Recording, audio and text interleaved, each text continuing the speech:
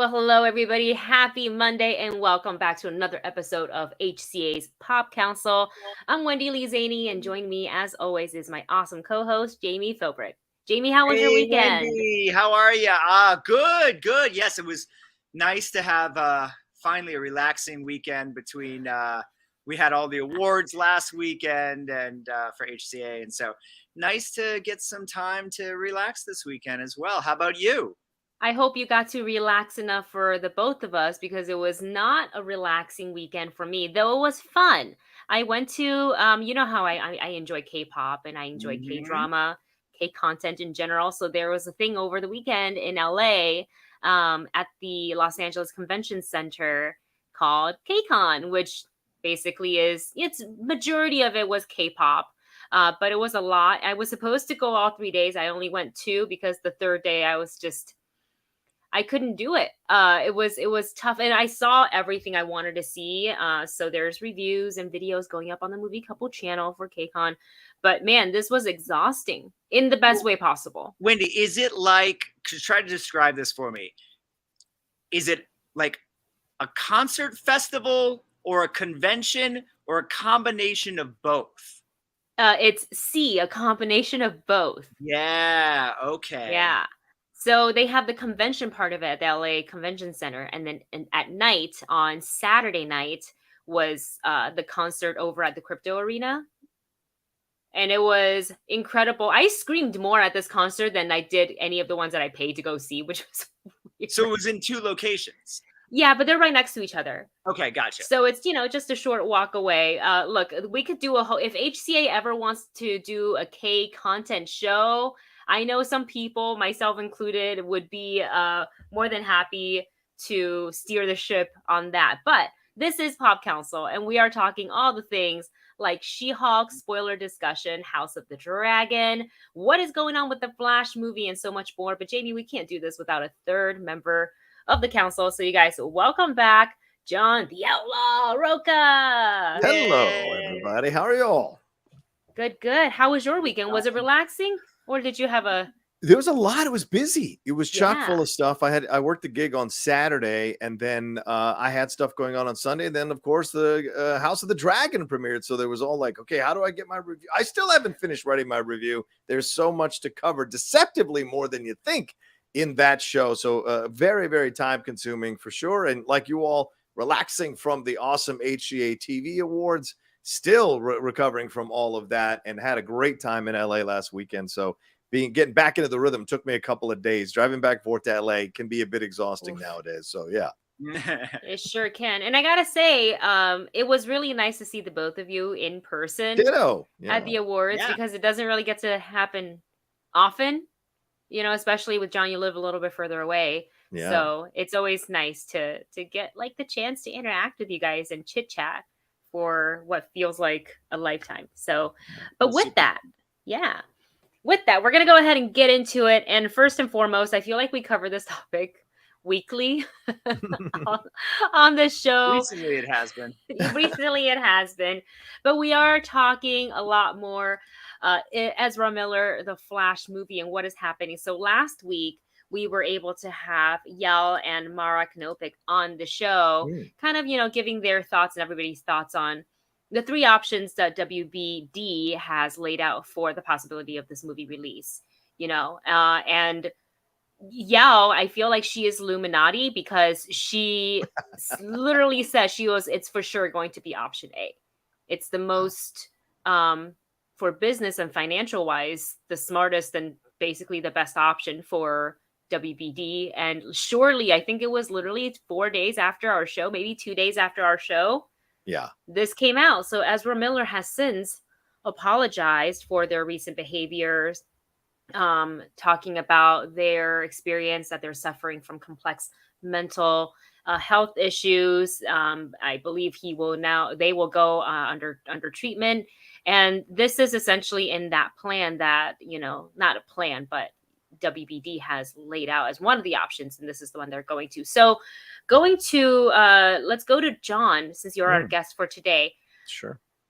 Do you feel now that with Ezra Miller's statement, apology, this movie is on its way to actually being released in theaters. Oh yeah, I think 100%. And I've spoken to a few people who've apparently gotten in to see this thing. Warner Brothers has done some early screenings, and the response has been through the roof from the people who've gone to see it. So I think what David Zaslav said in his quarters earning call there, saying how this movie is great, they're going to make it greater, certainly holds water. And so I think they realized they had hit kind of the bubbling point, or the boiling point rather, for Ezra Miller. So they issued this statement. Maybe there were calls made to the mom. Let's make this happen. Let's get them under some counseling, under some help. Let's get them some help. And this is a great press release, very well constructed. It names no one. It doesn't specifically apologize to anyone. It just says, overall, if I offended anybody, overall, if anybody's hurt by what I did, and I'm going to get some counseling, going to get some treatment. I don't know how much Ezra Miller contributed to the statement. I don't know how much of it is factual or accurate. But that being said, if this is real, if this is an actual statement from them, and they are actually in a position now to go and seek some help, then I'm all for them getting the help they need. I'm always in support of people getting the help they need. It does not excuse, though, the violent attacks that they did. Certainly choking that young woman out by the dumpster there in Iceland, reportedly throwing a chair at a young woman's face in Hawaii. So there's a number of breaking into people's property. So that kind of stuff, although it's great to get the help, that kind of stuff is also stuff that needs to be dealt with, and some responsibility needs to be taken. And I don't mean Hollywood responsibility. I mean honest responsibility needs to be taken here for the actions that they did. It also doesn't mean that they are going to stay as the Flash after this movie comes out. Zaslav has certainly shown he's got no problem being cutthroat about what needs to get done for Warner Brothers Discovery to get back into motion here, for sure. So we'll see. Yeah, absolutely. Jami, your thoughts on the statement? Did you think it was going to be as quickly as we heard it? Because I really wasn't sure. I thought that if this was going to be, if this was going to happen, I did think it would happen fairly quickly, right? If they're going to get help, they're going to get help sooner than later. And this problem just gets worse and worse. So this needed to happen, or else WB Discovery would have had to look at some of the other options I think they had available if they didn't get help sooner than later. So I think the first thing, and I agree with almost everything. I agree with everything John said. And the only thing I'll add is, obviously, we all love the Flash, love the idea of Michael Keaton coming back as Batman. We all want to see this movie, but I think the first priority is Ezra Miller getting help. Yes. There's something wrong with their behavior, and to John's point, just getting help doesn't change the actions of the past. So I think it's twofold. It's one, let's get help so that we can move forward and not continue to do things that will harm themselves and others. And then two, we must be, or they must be, work some way towards some sort of forgiveness, some sort of apology, to back up that behavior. So if all of that can happen, then I agree with John. Like, this movie is definitely going to open. It's definitely going to theaters. I mean, they don't want to abandon this. They've already put $300 million into it, so that's not going to happen. But what direction they go in with these three options we've heard about, that's really what we're waiting to see. So I think if Ezra Miller is seriously getting the help and is able to get help, and then move forward, there's a whole apology tour that has to happen before the press tour. So can we get that out? I'm thinking an Oprah interview. I mean, there's going to be something.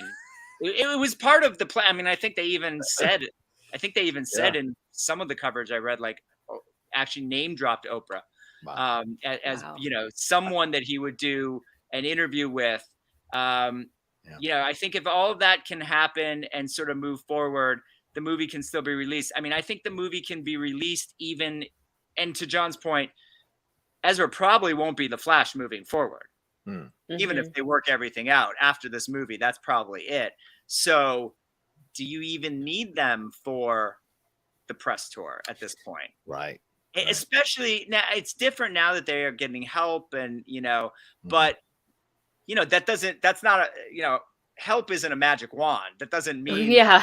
Yeah. you know what I mean? So do they not take to it? Does that, if something else happens, I think there is a way for this movie still to hit theaters, even if they have to kind of go to the nuclear of, just dropping Ezra altogether, and Michael Keaton would then, I would imagine he and Ben Affleck would really have to pick up the press, right? I mean, who else would promote this movie? Well, the director, I guess. I got some things I want to respond to Jimmy, but I know Wendy, you haven't spoken on this, so please. I'm just like kind of taking it all in. No, I do agree with a lot of what you guys said, with it's taken much longer for Ezra Miller to get help than I expected. But again, we are on the outside looking in, so we don't know how many attempts there have been of people reaching out, offering to get help, and they refused. And I know there were reports saying that they couldn't find them. So, we only know so much as the public. The rest of the matter, honestly, aside from the legal terrible things that's affected the victims of this, it's rather private. So I imagine that they wouldn't release all of it. Just the maybe the legality, the legal stuff of it. But I can understand why they would want Ezra to do a very limited press or no press at all, because the press tour for The Flash is supposed to be about The Flash. But people are naturally going to be curious about the elephant in the room. So how do you make sure people don't ask? Is you don't put the actor on the tour. That's it. But I had a feeling that this was good. Honestly, I will say this: when they laid out the first three options, I went, "Oh, is it possible that they could completely shelve this movie?" After Zaslav said with his whole chest, "This movie is coming out," and then all these other things happen. I'm like, "Is this movie still coming out?" Pretty bad things are surrounding this movie. So it's interesting that I feel when WB Discovery put out those three options, this part of it, Plan A, was already set in motion. Good point. I feel like that's why, because it was very quick. Yeah. So the publicists, the agents, and managers were working around the clock to maybe find them and get them the help that they need. So, and that is first and foremost, before any Hollywood movie, is really the most important thing. Mental health is a serious thing that should be taken seriously and talked about more. So I hope that they get the help that they need. I hope the victims can get the help that they need. And as a fan of the movie, I'm just going to enjoy it for what it is when it comes out and try not to think about too much of this. I'm going to try to separate the two, which will be hard because, we've talked about this for so long. Yeah. But John, what were some of your things you wanted to respond to? I want to know. First of all, let's move off the open. Kelly Clarkson's a good place to go on. I feel like Kelly Clarkson would be a good interview. Let's give Kelly some shots here. No, she's winning Emmys, for God's sakes. I don't know about that. Kelly, it'll be a more lighthearted thing. Maybe a little more contemporary. But I was just joking about that. But the other side of it is this. I remember I don't know if you guys saw the news item last few days, but Jonah Hill saying that he's not going to do press tours anymore because of how it affects his mental health. Yes. So you're right, Jamie. Just getting the help doesn't mean it's a magic wand. Putting someone out there to be subjected to the rigors of a press tour could be quite dangerous if they're still recovering. They're still in the process. Will Smith's video that he just did a few weeks ago, with the apology, again, answering those questions. As someone who's been through therapy, I did on my reaction video, I spoke about it. He is still in the middle of it. You can tell by the language that he's using, by the way he's framing things. He's still in the middle of processing what happened. So it's way too early for him to have come out and issued that apology and had those questions. I think it was a little bit of a mistake. With Ezra, I hope that they're making sure that they're in the best place possible before they put them through this rigor. And I don't know if we're going to be seeing Michael Keaton. I'll be honest with you. I am a little bit on the fence on this because they've taken him, they've shelved Batgirl, they've reshot his scenes in Aquaman 2 with Ben Affleck. And there have been a lot of rumors coming out over the weekend that Zaslav might be turning towards the Snyderverse and looking towards restoring the Snyderverse, but without Zack Snyder. So bringing all those characters back and being the Justice League. And I even saw something today that said James Gunn was possibly in talks to come back to DC and direct the Justice League sequel. So if anybody can take Snyder's characters, as we saw with Peacemaker, the kind of foul-mouthed, a little more darker approach, R-rated approach, and make it work and make it funny and still make the stakes high, it's James Gunn. So it could be fascinating to see down the road that we hear Michael Keaton's not even involved anymore, that Zaslav wants to go in a completely different direction rather than playing on nostalgia. We shall see. I'm just saying it's Is he thinking about restoring the Snyderverse without Snyder? Yeah. That's well, I mean, we've talked about this before, Wendy, is for a company that had so much, publicly hated the Snyderverse. Yeah. They continually embrace the Snyderverse. I mean, I know Batgirl's gone now, but I mean, J.K. Simmons was back as Gordon, and I'm hearing that I'm forgetting her name, but from Birds of Prey, the Black Canary actress. Oh, Journey Smollett. That she may be back as Black Canary at some point. Yeah. So they keep saying how much they hate the Snyderverse, but then somewhat embracing it. So that doesn't completely surprise me, John, that you say there's rumors that they might go back to it, because I don't know that they've ever gone away from it. Right. So where's Man of Steel 2? There was this nostalgia thing, right? Of let's. And I think it had a part to do we knew some of the older Spider-Mans were coming back, and we want to bring, Michael Keaton's arguably as big an actor now as he's ever been career-wise. So why wouldn't you, as a studio, Warner Brothers, want to be in business with him? And he was, for many of us, our first Batman. So I get all of that. This idea that, and I know that the Affleck reshooting in 92 was, rumored or said to be, replacing Keaton's cameo, and then Batgirl gone. I mean, I guess it would depend how large his role is in the Flash, because how do you cut him out? Yeah. I mean, if he's as big a part, I could see maybe they visit him and then they decide not to bring him back into our universe or whatever was, going to happen. But they're also setting up a new Supergirl. Is she just another multiverse, another timeline? Yeah. I'm a little worried about all this sort of last minute cutting and reshooting and changing, and I'm a little worried about it. Yeah, I mean, the key line in Zaslav's that earnings call was, he said, "We love these 3 movies, and we think we can make them even better." Which that's an editor's comment. We can make them even better than they already are, which means you're gonna do reshoots, you're gonna make some changes, you're gonna do some things that the previous regime did not do to make this feel more like your vision of what you want to do, even though it was started under a different regime. So right. Well, it'll be interesting for sure. I mean, for me, I do enjoy the Snyderverse and the characters, and I really wish they just let him go with it, because I think he has a vision and direction for these characters in the storyline. And then the other thing is, if you're going to continue with these characters, the Batfleck, the Gal Gadot Wonder Woman, and the Jason Momoa Aquaman, let's deal with the other elephant in the room is Henry Cavill as Superman, and give Man of Steel 2, literally the most iconic superhero. Yeah. One movie. One solo movie. You kidding me? Anyway, that's my thought on that. All right, you guys. Well, let's go ahead and jump into another universe. Let's talk about something that just came out, premiered last Thursday, actually, and that is She-Hulk Attorney at Law, now available on Disney Plus and streaming every Thursday for the next 8 weeks, because it's a 9-episode show.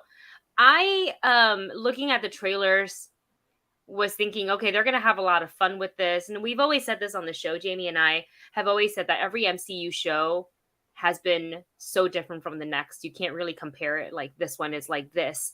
But I will say this is probably the most episodic, sitcom episodic type comedy than more so than like even Hawkeye and Miss Marvel. And again, those are tonally completely different as well. I am really loving Tatiana Maslany as She-Hulk / Jennifer Walters, but like, how can you not? I think she's really phenomenal, and I still encourage people to go and watch Orphan Black if you haven't, because she takes on multiple roles. She's kind of put her and Oscar Isaac together in a thing. That'd be great. Which could happen now that she is She-Hulk. So going to Jami, what were your thoughts on She-Hulk episode 1? And feel free to go in full spoilers because that's what we're doing here. Yeah, I loved it. I was a big fan of the John Byrne run from the late 80s, early 90s. And I was hoping that if they adapted She-Hulk, that they would also adapt the tone from the source material from the comic book. And so from what I've seen, the first episode, and much like I would imagine both of you, I've seen a couple more episodes than that. I think they nailed it. And it's a really tough tone to hit. Like you said, it's a comedic tone, Wendy. You know, they're doing the legal thing. So, it's a little Ally McBeal. It's a little Boston Legal, right? Like that kind of comedic legal tone to it. And then also the fact that, for Marvel fans who are more knowledgeable of the films and television than the comic books, they may look at this and say, oh, you're ripping off Deadpool. But no. Deadpool came. And in fact, I believe Howard the Duck was the first Marvel comic book character to be aware that he was a character in a comic book. Oh. And then She-Hulk, and then later Deadpool. So obviously Deadpool is the most well-known of the fourth wall breaking Marvel characters, thanks to the films, but She-Hulk was there very early as well. So I'm glad that they were able to like adapt the whole thing. I think the tone is great. Tatiana's great in the role. I also love the way, without getting too far ahead, we see Bruce in this episode, Mark Ruffalo. I'll just say that all of the already existing MCU characters that make appearances in the show, it's really interesting to see because they are like adapting the tone of the show, right? Yes. So Bruce Banner is funnier than he's ever been before. Yeah. Other characters, I don't want to say who, that might appear in episodes 2, 3, and 4 are funnier than we've seen them before. And it doesn't, I don't think it negates what they did in their appearances in other projects, but also really fits the tone of what this show is. I don't want to get too far ahead, but there's a new character who appears later in the series who I think is one of the funniest characters they've ever had in a Marvel project. I'm really looking forward to seeing Jamila Jamil. We get to see her just a little bit in this episode, hoping to get more of her as the series goes on. I really like her friend Nikki, played by Ginger Gonzalez. So yeah, I really, really love this show. It's everything that I wanted a She-Hulk series to be. Oh, good. I'm so glad to hear that. It's really, here's the thing is I was going to the show like as a Tatiana fan, more so than I was a She-Hulk fan, right? I'm less familiar with She-Hulk than I am with Tatiana Maslany's body of work. So that kind of interested me, and seeing the tone that they leaned heavily into, and with Jessica Gao as the head writer on the show, I feel like she really nailed that. I don't want to call it courtroom comedy because a lot of the first episode isn't technically in the courtroom. We do have a little bit of like an origin to an exposition to go through there. But John, let's hear your thoughts on the first episode. I liked Tatiana Maslany a lot. She is the selling point. I mean, a lot. Yeah. I'd heard from a number of people that behind the scenes, or that she's not nailing the comedy. It's not 100% working. Kind of the stuff we heard about Wonder Woman and Gal Gadot before Wonder Woman came out and actually blew everybody out of the water. I didn't know what to expect, and when I watched the show, I loved it. I thought she was great. I loved her, rather. I should say, I loved her in the show. I thought she was great. Very funny. Handled the comedic elements really well, and there's a genuine chemistry with her and Mark Ruffalo, which is not easy to do. Remember, we're 10, 11, 12 years deep into 14 years deep into the MCU, and certainly Ruffalo has been around for a majority of it now as the Hulk in numerous installments. So bringing in a new actress to play his cousin, who he's never mentioned, I think, once during the MCU, having them kind of establish this easy chemistry with each other was really interesting, dropping a little mystery behind it all, how she became She-Hulk, scene that was a little bit different from the comics. I thought that was interesting as well. But I do want, and I really enjoyed some of the scenes with her and the dialogue heavy scenes that she's having with Bruce and the back and forth and their chemistry and this idea of being a Hulk and what it means. Hulk, and of course the sibling rival, the family rivalry, rather, because they're cousins, the family rivalry between them as well, which is always going to be there. No matter how powerful one person is or another person is, you always want to show them up. So I love that was a great element of them getting together.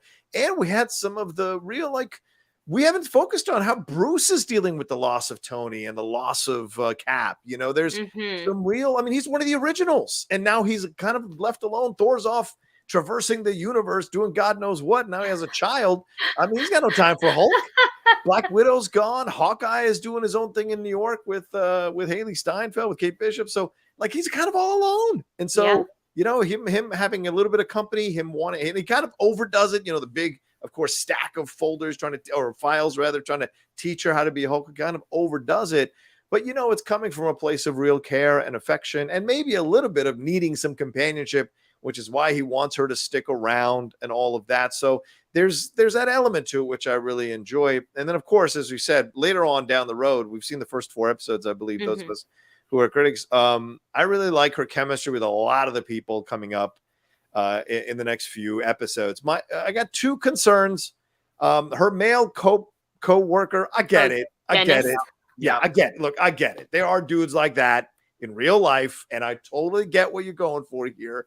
I just think there could be a little more depth to him so that the shots that are taken don't feel like you're punching down. There could be later on too. Yeah. We spent not a lot of time with him yet. Exactly. And so I think for me in this episode, I want to see more coming in the next few episodes. And of course, for me, the biggest complaint is Ginger Gonzaga, actually. I think she's great in the role. She's doing incredible work for a severely underwritten role. I don't want us as Latinos to take the place of the sassy black friend to be the sassy brown friend. Give us solo scenes, give us backstory, give us background, give us depth. We need more than that. Ginger is killing it. This ain't on Ginger at all. She's great. I'm saying to Jessica Gao, who is a woman of color, let's do a little bit better here in fleshing out these characters that are of color, especially if she's going to be the best friend of Jennifer Walters. I don't need the sassy, you got it, girl, the whole time. I need someone who's actually really experiencing what's happening. She dealt with her becoming She-Hulk like it was no big deal. And that's not a real thing. It's not a real thing. Like, what's the process? And anytime a friend changes, you're dealing with the changes and helping them through it. But let's deal with how you're dealing with those changes as well. So I would have liked a little bit more of that for me. And it doesn't get much better with her over the next few episodes, which is unfortunate. So I'm holding out hope that the back half of the season has a little bit more for Ginger's character, Nikki, to do down the road. Because I think there's a lot here to explore with their relationship, because they also have fantastic chemistry together. I buy them as old friends or as friends who've worked together for sure. And one last thing, and I know I'm being a nitpicky, but I would have liked it if she had been a fellow lawyer rather than paralegal. Why put her in the submissive position or in the lower position? Why not? Why aren't they colleagues? I would have liked them to be colleagues, equal lawyers. That would have been a little more interesting. So those are my complaints from my point of view. But overall, I enjoyed it, and I enjoyed the first 4 episodes for sure. Do we know if Nikki is in the comic also? I don't believe she is. So. Yeah. Okay. So they potentially wrote this character specifically for the show. Okay. Yeah. I to your point, John, I feel like that's sometimes the issues we run into with, streaming shows. And these currently right now, the episode is not, as long as some of the other shows. Right. I think they're still all under 40 minutes. So not a lot of time, especially in that first episode. I don't want to get into all the future ones because no one's seen them yet. Right. But, we spent the majority of episode 1 to get into the origin of how she became She-Hulk. That had to be explained. They dropped some Easter egg there with the Sakaar spaceship. Yes. Which hints to something else that we could maybe see unfold in another MCU project, movie, or TV show. But yeah, a lot of it was spent with Jennifer. I get it. It's her show. So with Jennifer and her storyline, that had to be explained because otherwise, and they address it. That's what I kind of like about this show. It's kind of, they tell you, they already know what some of the fans are going to say about Yeah, it it's if meta. there are complaints. Yeah. It's very meta. So, and especially later on, they, kind of continue on the trend with this. But she was like, all right, no, well, now that you know my origin, or you can't enjoy the show unless you know my origin. So now that we're not out of the way, let's go to court because, and to remind us, it's a lawyer show. And I like that they do that to kind of help the audience remember, like, because we get so excited about MCU, right? And if you look at some of the other shows that are a part of the Marvel Disney Plus series, WandaVision deals with a lot of trauma. Yeah. Moon Knight deals with a lot of trauma. Loki, trauma. And so far, this is the only show that isn't technically trauma-centric focused. And that's what sets it different. Even Hawkeye, with a little bit of the comedy that it has in it, still has a lot of trauma attached to that. Right. So I think that's maybe why some of the audience, I think for the majority of the people do like it. They have positive things to say about it, mostly, especially about Tatiana Maslany's performance and her chemistry with Mark Ruffalo.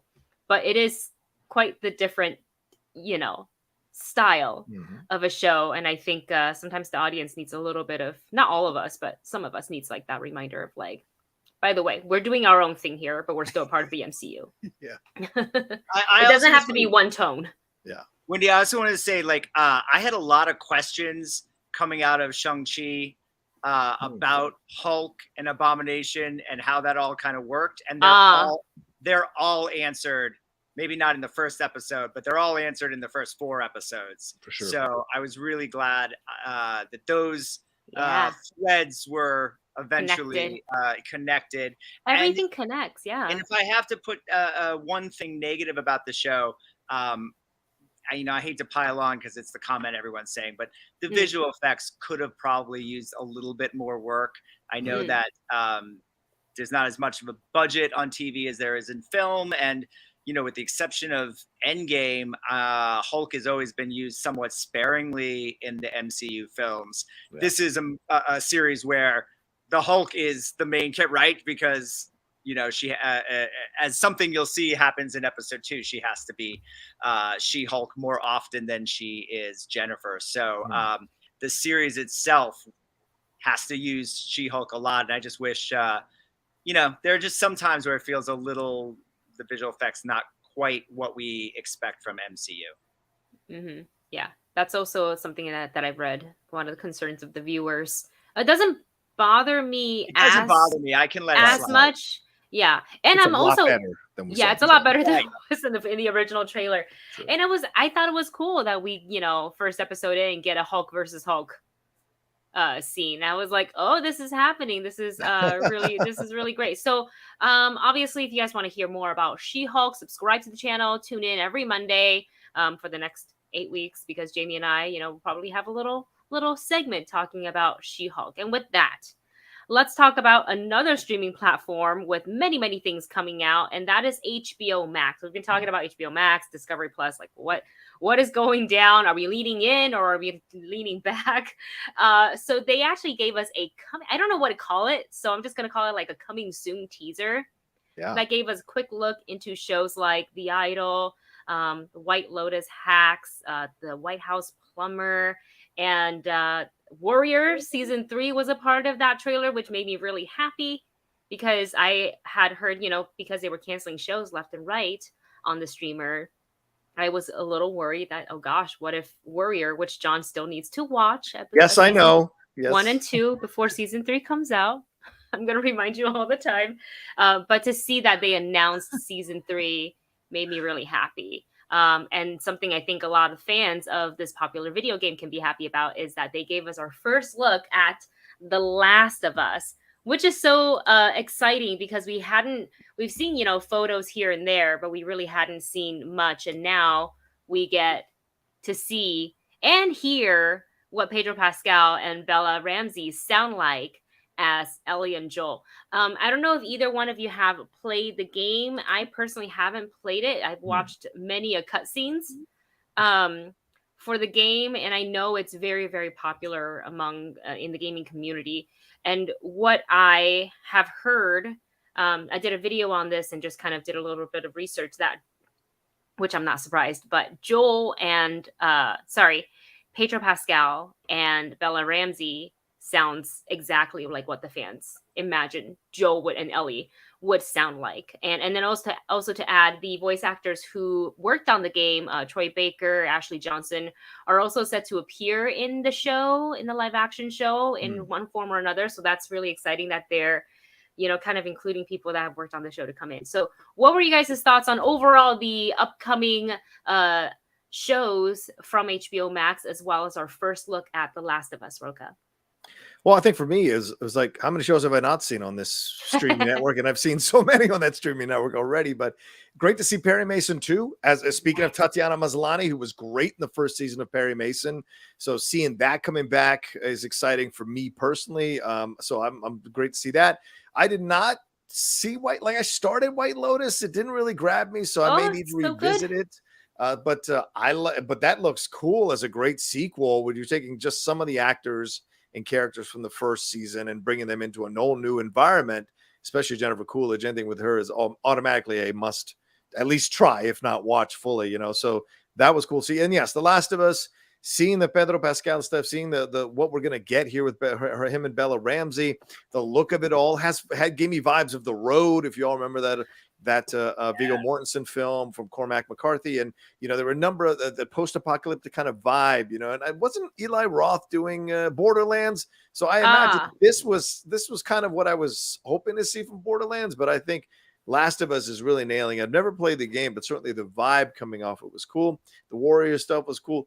The secret sex lives of college girls. I don't know anything about that, but I was like, okay, this is a show I haven't seen either. So maybe this is an idea for me to see. So there were a number of things that popped up in here that I have not watched or might give a try here, which I think was really great. So that the trailer in that way accomplished what I think it wanted to accomplish. Get you excited for what's coming, but also showing you some clips from stuff that you may not have seen or may not have tried before, and you should try before the new season comes out or the first season comes out, get a little more information on it. So overall, I thought it was a really well done trailer. And I think Netflix started doing these first a few years ago, and now studios are kind of following suit.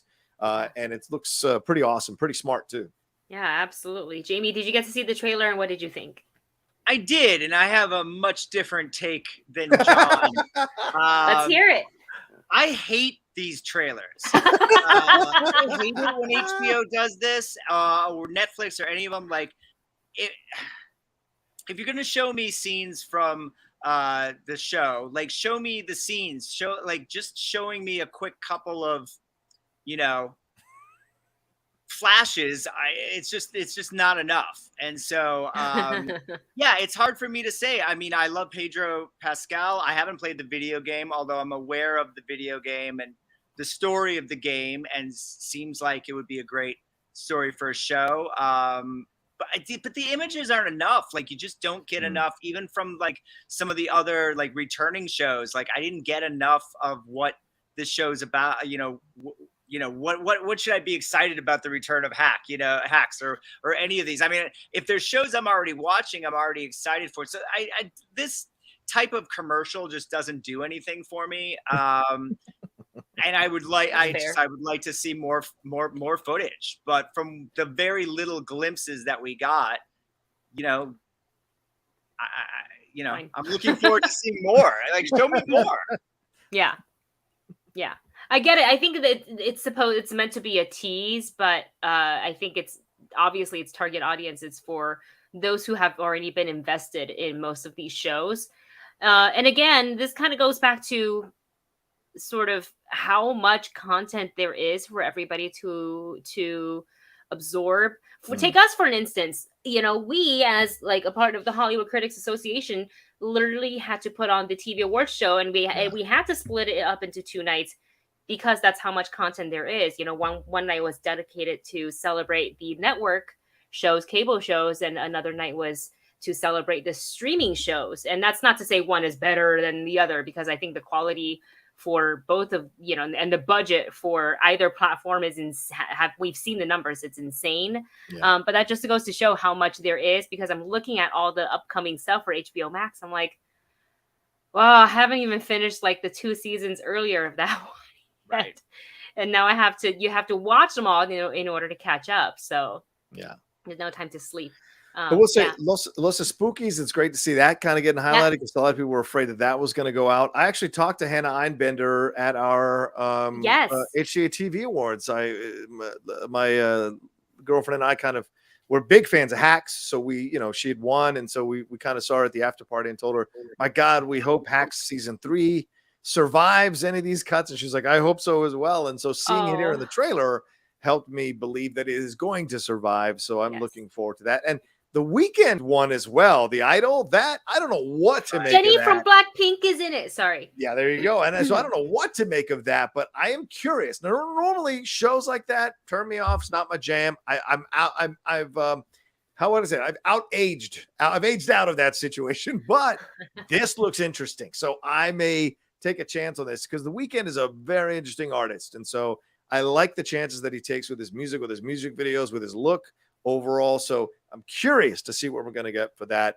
So I'm excited for those two as well. And some of the ones coming back, like I didn't know there was going to be a second season of Winning Time or Minx. Oh yeah. Or some of these other ones that I was really surprised by. So I'm like, great. That sounds like, they understand what they're doing with streaming.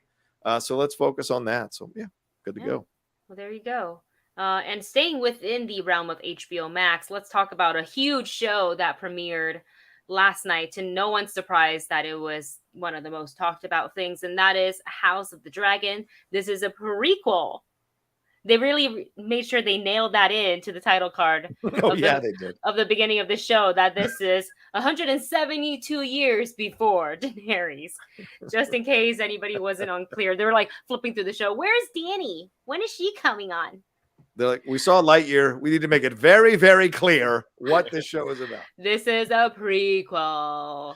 So with that, it does deal with, obviously, going by the name of the show, the House Targaryen. There are dragons. They're in Game of Thrones style fashion. Lots of violence, if you will. I had been excited about this show mainly because I do enjoy Game of Thrones seasons 1 through 6 before the final. I know, but I don't. 1 through 7. I just didn't like those other ones. The last two, 7 and 8, you didn't like. 7 yeah, and 8. I didn't. Okay. I especially didn't like 8. But I think that's most people. But as a fan, I still wanted to watch it, and there's a lot of people in the cast that I look forward to watching. I will say though, for me, as I was watching this, it took me a while to get into it. And my husband and I were talking about kind of why that is, because we love this realm, this world, and not to compare, though it is going to be hard to not to want to compare to the Game of Thrones style, because it's still the same style, costuming, sets, everything looked absolutely gorgeous. But I think with Game of Thrones, they threw you in and you got to know the Starks before anything else went into play. And with House of the Dragon, they kind of reversed it and they went with the political stuff first. Didn't really have time to get to know any of the characters quite yet. And you're kind of learning about them and who they are and what their intentions are as the show went on. So I think it took me a little bit to connect with it. And honestly, the second Matt Smith showed up, I became invested. Rocha, you got to see the first episode. What were your thoughts? I think I'm on the other side with you on this. I like that we just jump right into it. Give me the backstory. I'm good to go. Let's go. Yes. I know the world. I know the vibe of the world. Let's go. And I haven't finished writing my review yet, or recording my review rather. But one of the big things I think was a positive for me is that it feels like an insular story. Yes. We are not going to 7 kingdoms and everybody wants the Iron Throne and there's a massive, bunch of characters that you need to monitor. It seems very clear that we're just at King's Landing. Yeah, we're just at the Red Keep. We're at King's Landing. We're having the uncle versus the niece. That's the situation here for the throne. So I like that they laid that out. They did a good job of setting the table of who's who and what side and allegiance they have. There's for now, right? Exactly, for now, because everything changes once you make the king look a little unstable. It's amazing to see how people switch allegiances, as we've seen through those 8 seasons of Game of Thrones, the 6 of which Wendy liked. But but I really enjoyed the acting here. Really enjoyed the story. The dragons were kept to a minimum, which I like. I know some other people are like, show me more dragons. I'm like, less is more. And I think that's a good thing in this situation, because unless the dragons can talk, I really want to focus on the people and the emotional journeys that they're going through in this. So to me, I really like this as a beginning. Now, I've been having some back and forth, some people online today about some of the issues one of the issues they had with the birthing scene, which I can totally understand. I'm not a woman, so I don't know what that can feel like viscerally, organically. For me, I felt the castration scene deep in my bones, so that's a different situation. But the other thing with the birthing scene, I understood narratively why they wanted to do it, because you want to kind of create maybe a little bit of, how can I say this, a little bit of a problem between father and daughter. But there's a real strong suggestion that they didn't have to show it, and they still could have accomplished that, as we saw. I agree with that. With Calliope in the recent Sandman series, the recent Sandman episode, where they did not show the rape, but they alluded to it, and you got the point. And so maybe they could have done that here. But, Game of Thrones is not really known for taking it easy on violence or brutality, especially towards women, unfortunately. So I understand the complaints, and I respect the complaints completely. But overall, I really liked the way this episode worked and laid the groundwork that Rhaenyra is who we're going to be following going forward here. And a great job. And Emma D'Arcy didn't even make an appearance for longer than a couple of seconds here in this episode, which I thought was really a smart move by them to make it seem as if this is going to take a little bit of time. We're going to be on with her for quite some time. So yeah. Now, do we know how many episodes there are for this series? Oh, good question. I think it's 8. I think. Okay. Or maybe it's 10. Let me see. I'll take a look while you're talking. All right. I do kind of want to talk about the violence in the show, which again, if you've seen any Game of Thrones, even just the first episode, like it's, we all started, especially for non-book readers, right? If somebody decided to not read the book until after they finished, the series, and they're like, oh, the Starks, let's root for the Starks. I like them. And it's all of a sudden they're, within one episode, half the people you care about violently does not exist. Yeah. So I did feel that, again, not surprised by the violence, but I felt for the first time, and after watching a lot of GOT stuff, for the first time I felt it. They did it because it was more sensational rather than it serving the storyline. Fair enough. That's what I felt about it. I have, you cringe a little bit when you watch a graphic, violent scene, whether in a horror movie or in a GOT show, and you kind of look away a little bit. This is the first time I've watched a show this, in this realm, and felt very uncomfortable to the point I felt like I needed to turn it off and give myself a break. Yeah. And the scene, and we're going to spoilers here. The scene with the what are they called? The council, the city Damon's people. When they essentially dueled out the punishment as they saw, the watch, the city watch. The city watch. I don't know why I want to call them the city council. The city watch. There were parts of it, kind of like, weapon to the face, to the arm, and, thief and arm for an arm. That I kind of understood. The castration part, I felt they did not need to show the end result of that on the thing. So like that already was getting uncomfortable for me. And I actually had heard about the birth scene already, because somebody wanted to give me a trigger warning as a woman. Like they're like, hey, just FYI. And I actually really appreciate that, because I knew it was coming. It didn't make it easier to watch. It was actually really, really hard. Not just the scenario itself and the choice that King Viserys made, but it was the fact that she wasn't brought in on that at all. If she was, the queen, and they seemed to have this very close relationship. Yeah.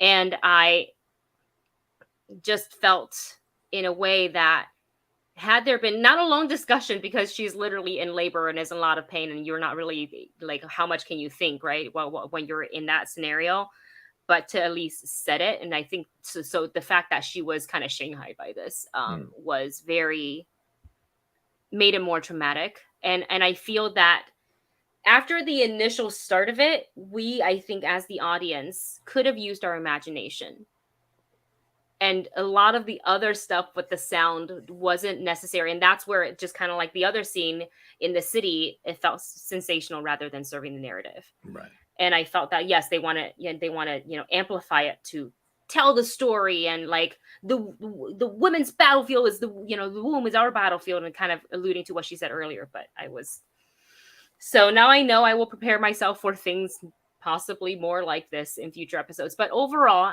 by the time I got to the end of the episode, I'm invested, and I'm gonna keep watching the show, because you want to watch Game of Thrones centric shows for essentially the chess pieces. Jami, having heard us talk so intensely about these episodes, what are your thoughts? And does this make you a little curious just to check out the first episode? Well, John had me at birthing and castration.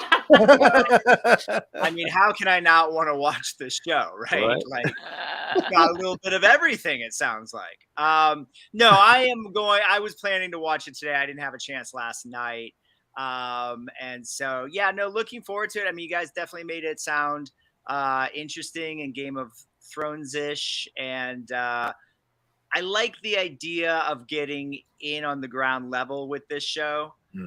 So I'm going to watch the first episode, and hopefully it's enough to get me interested to watch the next one and kind of continue along with this. Was that a hairball, John? What was that? Yeah, sorry about that. I keep drinking, right. but the throat keeps getting dry. I think it's the fan right on my body. It's so hot here. Oh, yeah. But Jami, I mean, you can watch this without having watched Game of Thrones. Yeah, you don't need say it. that. It's you don't Well, need and I it. have watched Game of Thrones. I mean, I was joking before when I said I hadn't. I haven't seen every episode. There are definitely pockets that I missed. I actually, not proud to say, I did see every episode of the final season, but that's apparently the worst season to watch. So I missed a little bit in the middle. I missed a little bit of King Joffrey's reign, but but mostly got the beginning and the end of it. So no, I mean, I'm interested. I think without bringing up any other sort of worldly shows that are, sort of in the same, let's say, in the same realm as Game of Thrones that might be coming up. Like, I'm a little, you know what I'm talking about. I'm a little spent on this whole, like, would we even call this like sword and sorcery? Sure. I'm a little spent on the sword and sorcery. Fantasy stuff, Yeah, I'm a little spent on the fantasy stuff, and with the trailer we saw at Comic-Con with the Dungeons and Dragons, Thieves Among Us, like it's never really been my thing. I'm more of a pure superhero person than kind of all this other stuff. But but I'm gonna give it a shot. I'm gonna watch it today, so we'll see. Yeah, well, there you go. There you have it. And with a little bit of time left, let's very quickly talk about our first look at, I guess it's Knives Out 2, Glass Onion. Thank you to Jami for putting these up. Right here, we have on set Janelle Monáe with Ryan Johnson talking on film. And then right here, this is probably the full cast. Pretty close, because I feel like we're missing a couple. Ethan Hawke is the biggest name I see missing. Yes. Oh, no. Does that mean... Nope. It doesn't mean anything. Actually, it could mean something. It could mean something. What you're getting at. Yeah. That's my thought right immediately. They're not in the picture. Therefore... Right. So that is the photo of Glass Onion coming out. I still cannot believe, you guys, that this show is not going to theater at all. It's just Netflix.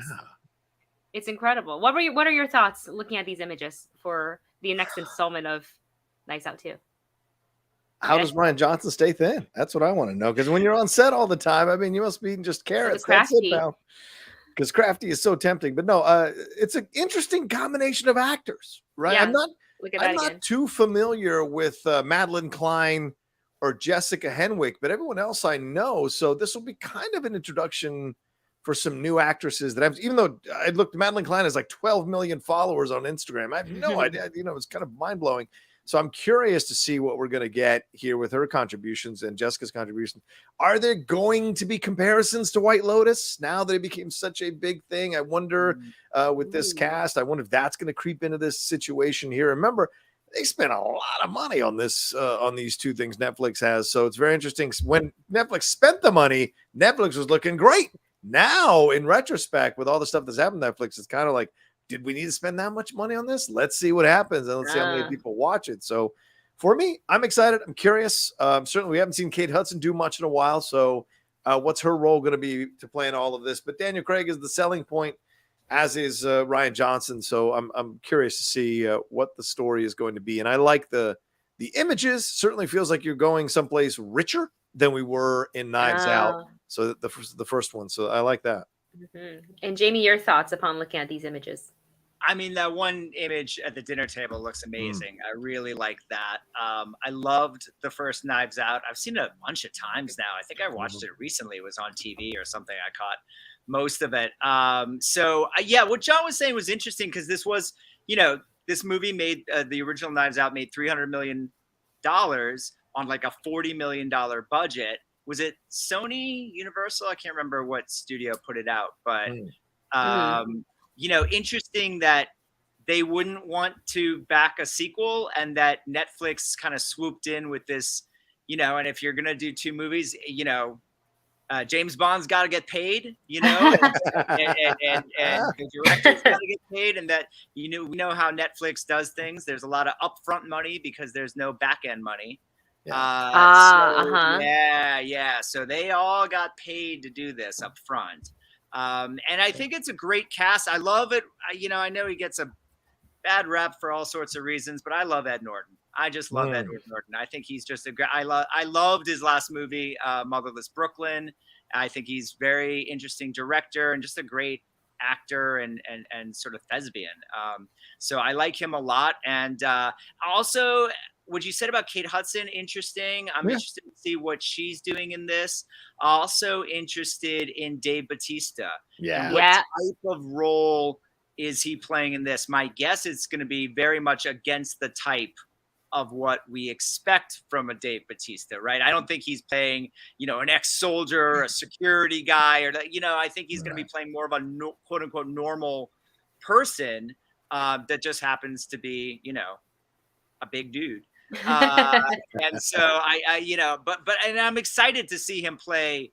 We've seen a little bit of that in some of his choices recently, but I like the idea of him playing maybe more of a normal guy than, sort of what he normally plays. So yeah, I'm interested in it. It'll be interesting to see if the same sort of zeitgeist thing that happened with the first film, A, happens with the second one, and B, can it happen on Netflix?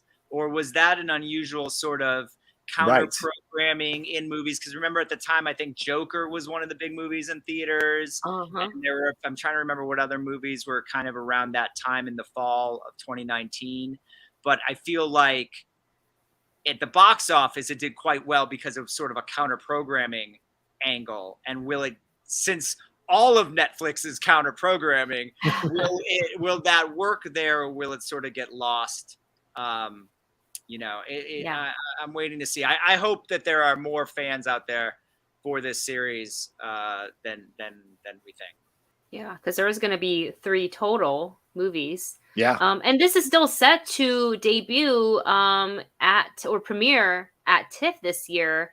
And then soon after that, it will be on Netflix, but it's also going to be shown in select theaters. So if it's, we live in LA, we're lucky enough to probably have select theaters near us that will show this movie. This is a film that I believe it should be seen on the big screen. I had such a good time watching it at TIFF that I am still kind of surprised that it's become a Netflix project. But again, Netflix, got the money. So, and plus total creative freedom. I believe that's what a lot of the directors have said working with Netflix, and maybe Rian Johnson saw that and said, I'll take it. So, and if by going by the standard of like the previous film, he's writing the script as well. So I imagine it to be the same style, same type of comedy, but different cast. They're set in Greece this time. So that's going to be a lot of fun to watch. And with that, that is all of our topics. Did you have something else to say, John? Oh, I just said agreed. Yeah, it's going to be fun to watch. Yeah. And with that, that is all of our time for today's Pop Council. I want to thank Jami and John for joining me on the show. John, where can everybody find you and your work? Oh, you can always find me at The Rocha Says on Twitter, Instagram, and TikTok, The Outlaw Nation on Twitch, and my podcast, The Top 10, The Cinephiles, Geek Buddies, The Hot Mic, and Strong Style, and then my YouTube channel, youtube.com/John Rocha Says. And Jami, where can everybody find you? Oh, you can find me on Facebook at my name, Philbrick at Instagram and Twitter. And check out Movie Phone for all your showtimes, listings, reviews, interviews, news, and so much more. Thanks, Jami. Thanks, John. For me, I am Wendy Lee Szany. You can find me at my name, Wendy Lee Szany, on Instagram, Twitter, TikTok. YouTube is the Movie Couple channel. And of course, back here every Monday at various times, but mostly, usually at 11 a.m. Right here on the HCA YouTube channel on Pop Council. So make sure you subscribe, hit that thumbs up button because it helps us out with the YouTube algorithm. And we will see you all